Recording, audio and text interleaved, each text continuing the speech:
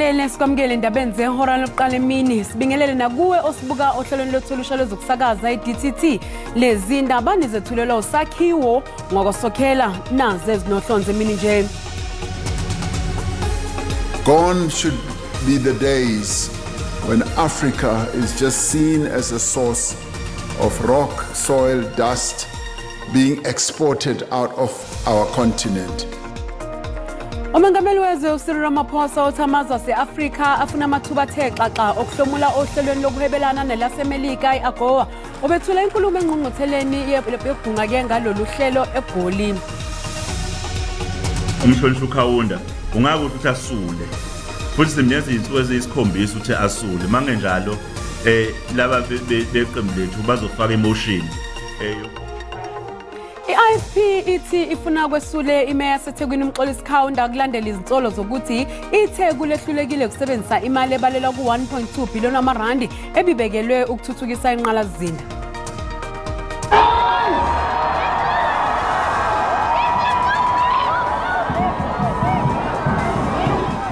Namhlanje izinkulungwane zabantu zigcwele imigwaqo yaseKapa eWestern Cape njengoba ompetha bomhlaba amabhokobhoko bekhanyisa ngendebe ezingxenyeni ezahlukene zaleli dolobha.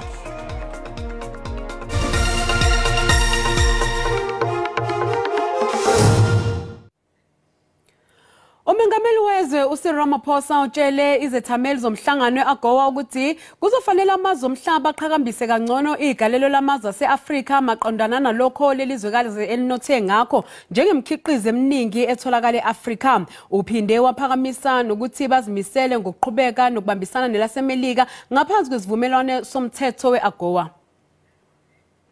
Sekuphele iminyaka engaphezulu kwama-20 uhulumeni waseMelika washaya umthetho i-African Growth and Opportunity Act owaziwa nge-AGOA. Lo mthetho uvuna amazwe afana neNingizimu Afrika ngokuthi ithengise kwelaseMelika imikhiqizo yayo ngaphandle kokukhokha intela yokufaka impahla. South Africa in particular has been one of the largest AGOA users. The country was the top exporter in 2022 with $3.6 billion in exports. And South Africa is leading the continent in other aspects as well, including through its clear commitment to human rights. Umengameli wezwe enkulumweni yakhe emhlanganweni oqhubekayo umemezele ukuthi sekuyisikhathi sokuthi amazwe ase-Afrika ayingxenye ye-AGOA ahlomule kangcono kunalokho akuzuza njengamanje. Gone should be the days when Africa is just seen as a source of rock, soil, dust being exported out of our continent. We now want to produce the products that are finished or near finished that are utilized in other parts of the world.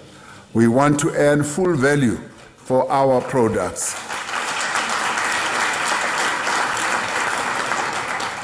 Now, on embarking on this journey, and this is a journey that requires partnership, great partnerships that we should forge, and we look forward to the United States working with African countries to foster an investment-led approach.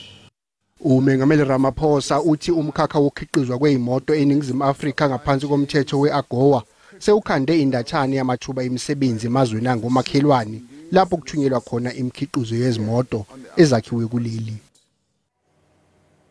Uyaqhubeka nokwethula ubufakazi usayitshena uVusumuzi Mukhane ecaleni lokubulawa kaSenzo Meyi wenkantolo ephakeme yasePitoli. Umukhane utshele inkantolo ukuthi wakhishwa esitokisini umsolwa uMuzi Sibiya ukuyophenya icala athintekayo kulo lezidakamizwa kodwa wayengalimele. U-advocate baloyi ubuzo ukuthi umsolwa uMuzi Sibiya wayekhishelwane esitokisini. What was the purpose of booking out this number one on this occasion? Umukhane uthi waphinde wakhishwa mhla zingama-20 kuNhlangulana ka-2020 ukuyokhomba ezinye izindawo ehamba noColonel Hadebe wabuya engalimele. Umsolwa uyabuya-ke kukho kuyokhomba wamukelekile engalimele. Umsolwa-ke wathathiwe wayiswa eValeria SABC. Wakhishwa ke futhi ukuthi ayokhombisa amaphoyisa inyanga ePalm Ridge. Sesimkhiphela ukuthi ayesikhombisa inyanga ayefanele ayesikhombisa yona. Wasithathwa isisa kuleyo nyanga Inyanga ke lena isePamridge.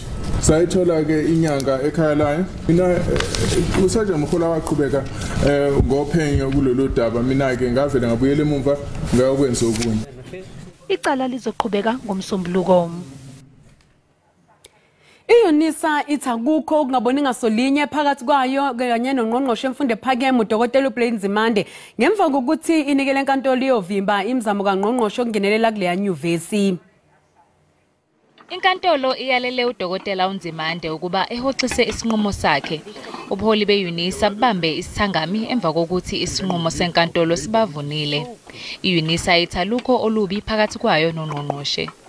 No. We don't want any strain with the minister. He's our minister. We don't have any other minister of education. The assessor was not imposed on UNISA. The assessor was agreed to by both council and the minister or the Department of Higher Education, precisely because we understand the minister as our principal. We understand the Department of Higher Education as our reporting line. The nyuvesi yaphikisana nezincomo zombiko owahlanganiswa umphenyi owaqokwa uNzimande ukuba acubungule isimo sale nyuvesi.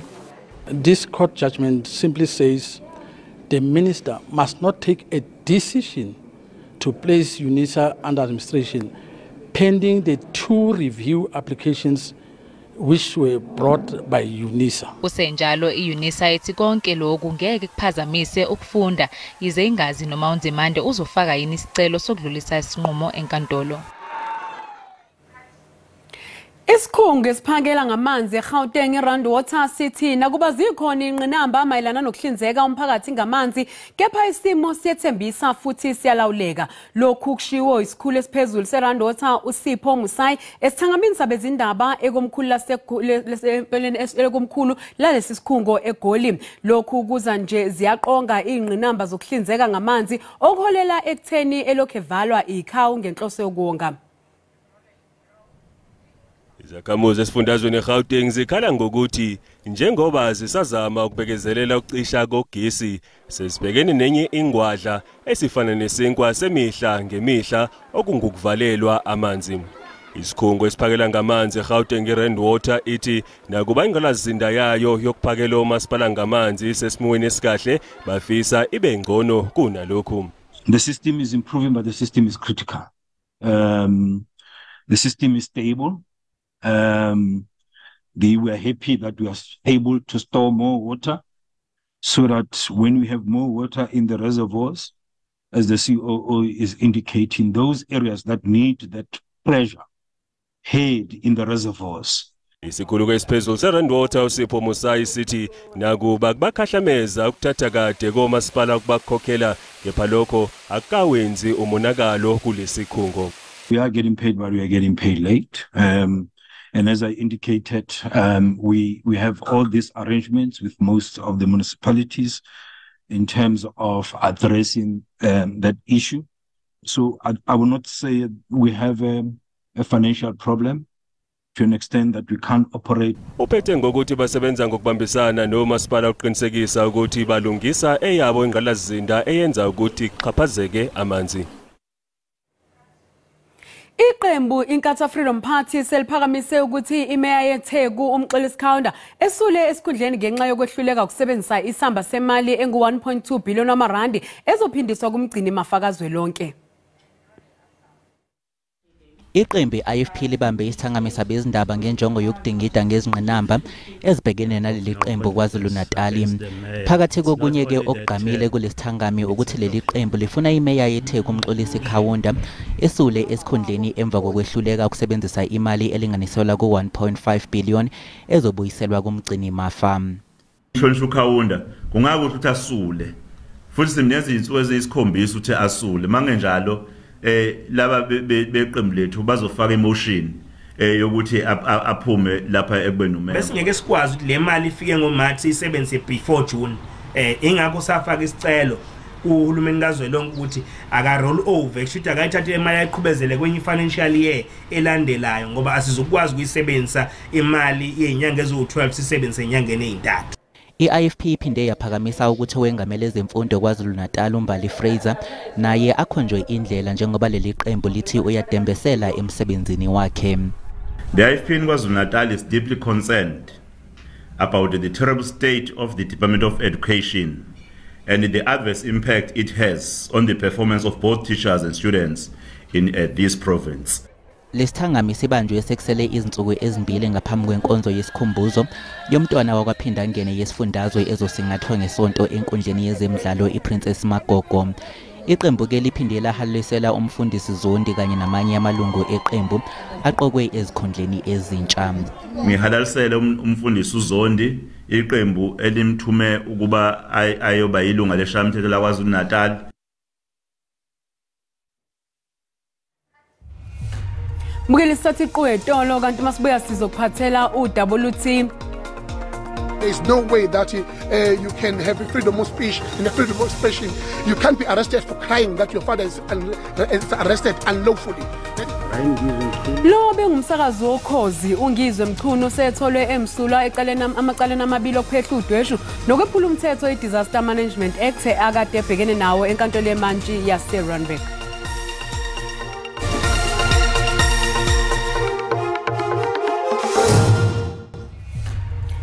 Sikubingelele sikwamukele mbukelo mangabe usanda ngena odabeni oluhambe phambili besibike ukuthi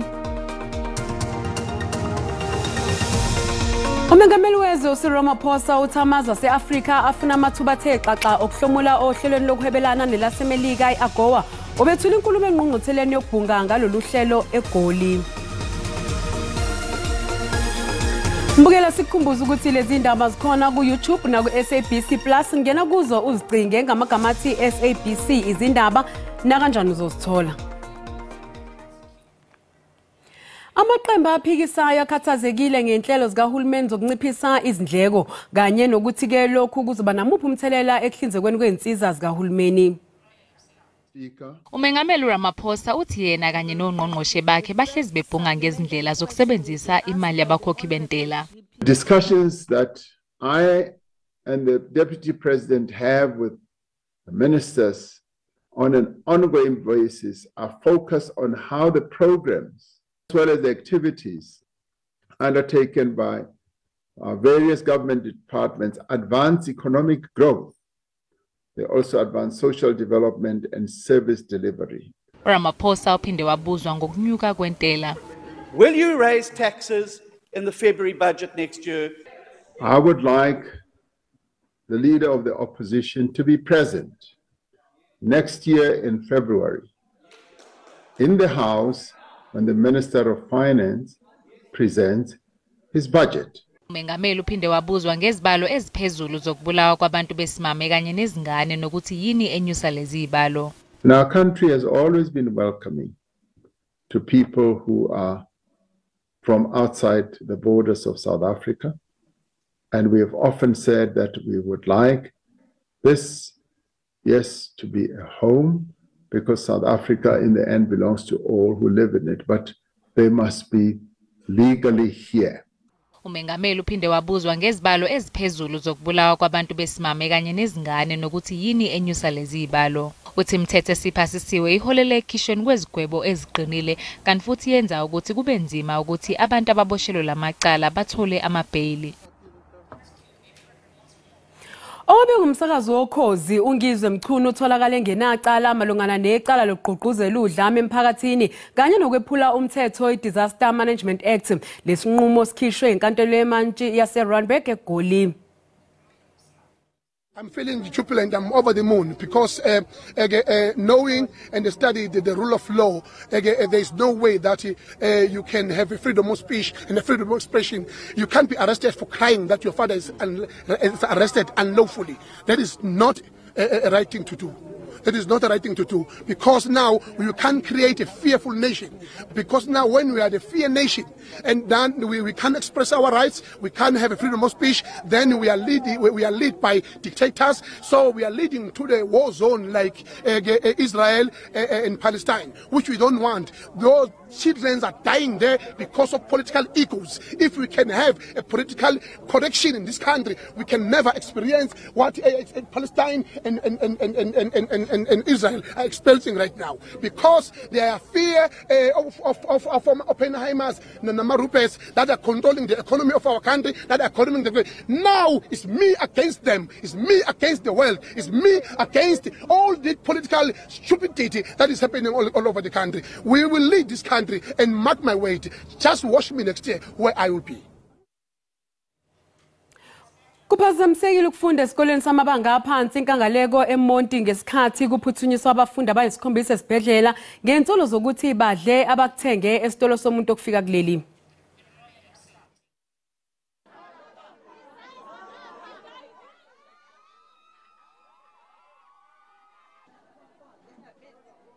Bonke bayi7 abantwana esithe saphulukana nabo ngenxa babesithi bayagula namhlanje. Lonto yachaphazela imisebenzi ebesifana basiwenzile lenazi namhlanje. And ke ithi ke kuleli xesha lokuphela konyaka asikwazanga kwenza nto, kodwa ke siyacela bethuna kwi-community ukuthi isincedise nabo, that is abazali bamonitorishe ilunch zabantwana, abantwana nxa besize esikolweni baba prepareshele ilunch, babonitorishe nezipaza shop zokuhlala. Sicela ke ngoku i-ambulances zibe secala kwezikolo ambulance zonke zalapha eSouth Africa.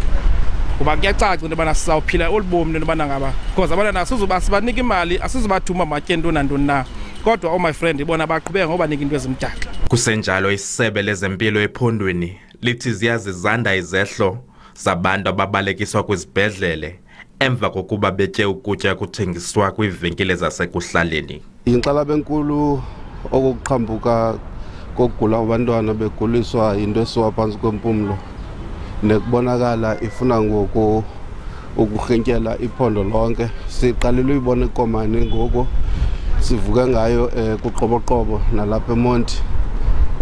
Kunomntana okwimeko exhomisa amehlo noko enzinyelwe ukuphefumla, abanye basanyangwa ngamanesi kwakunye noogqirha. Uluntu lubongoza luhlale luvundlile lungatyi ukutya okuphelelwe lexesha. Abongile Yankis kwiindaba ze-SABC ndiseRestin eMonti. Kuqhubeka ngendlela efanele ukwakhiwa kwedama elibiza igidigidi zamarandi eClan William ngaphansi komasipala eCedarbek eWestern Cape, kanti nongqongqoshe zamanzi nenhlanzeko uSenzo Mchunu uhambelele indawo ukuyohlola umsebenzi oqhubekayo. Lolu hlelo luzokwengeza izinga lamanzi kuleli damu ngamamitha 13 futhi lubalwa nezinhlelo zokuthuthukisa inqalasizinda ezinkulu kunazo zonke eWestern Cape. 2 years ago we came here to see what were the reasons of collapse, wara. We committed to resuscitating. We then started processes, each aspect. Also in focusing on energy, we are well aware that the West Coast district area is part of the energy nodal focus of the Western Cape together with the Northern Cape and Namibia.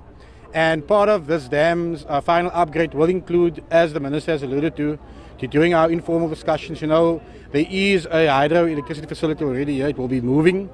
That will be another part of the mixture of energy solutions in the Western Cape, because by having water security, by ensuring that the agricultural sector can play a bigger part. Abantu abakhelele indawo kulindeleke ukuba bahlomule ngemisebenzi kulolu hlelo. This upgrade project is that it creates jobs, it creates opportunities for the creation of a better life for the residents of my municipality. So I'm very like this racehorse with these things on its side. I'm interested in nothing else other than how this project is going to benefit the residents of my municipality. Ngesonto ledlule ithimba lezokwakha laqala isigaba sokuqala somsebenzi walo kuleli damu. Inyunyane yothisha isathu esifundazweni kwaZulu Natal isonga ngokuthi izoqinisa ke umbhikisho wayo ngesonto elizayo, lokhu kuzemva ukuthi umnyango wezemfundo esifundazweni uhlulekile ukuhlangabezana nezimfuno zayo. Le nyunyane ayigcilisekile ngokugcwaliswa kwekhala zothisha ezikoleni, udaba lwamaholo kanye nesabelo mali sezikole. Districts and college pickets be organized in all regions across the province. We want to see these pickets unfolding as from Monday next week, because these meetings that we are talking about, they must take place today and tomorrow. We expect these meetings to continue, but on Monday we want to see pickets, even pickets at the level of circuit offices and district offices.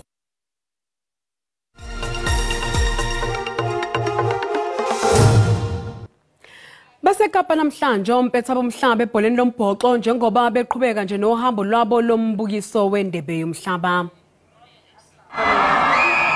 Njengoba liqhubeka nje uhambo lwamabhokobhoko lombukiso wendebe yomhlaba ebholeni lombhoxo, izakhamuzi eKapa zithi ziyayiqhenya ngokuyikhandla kweqembu lakuleli. I'm here because I'm proud of my boys. Well done, boys. Well done. They are truly the Yarasamana, and we are so proud of them. Every Bok Friday was the best Friday for me. Ukapteni ompetha bomhlaba ebholeni lombhoxo siyakolisa ukakambisa ukuthi ukusebenza ngokuyikhandla kweqembu kwenziwa ukuthi liyazi ukuthi lisuke limela abantu bakuleli emqhudelwaneni. Thank you for standing united behind us, because that drives us to be united as a team too. So we just want to encourage you just to keep believing in us and keep working to look like you look today, as united as you are behind us, because it's honestly beautiful to see. That's been our message as a team from the beginning. Coach Rassi told us before we played that it's not about the team anymore, it's about you, the people. Mani libok uthi njengoba eqhamuka emaphandleni nje uyabonga kwabakholelwa kuye bamnika ithuba lokuyibonakalisa.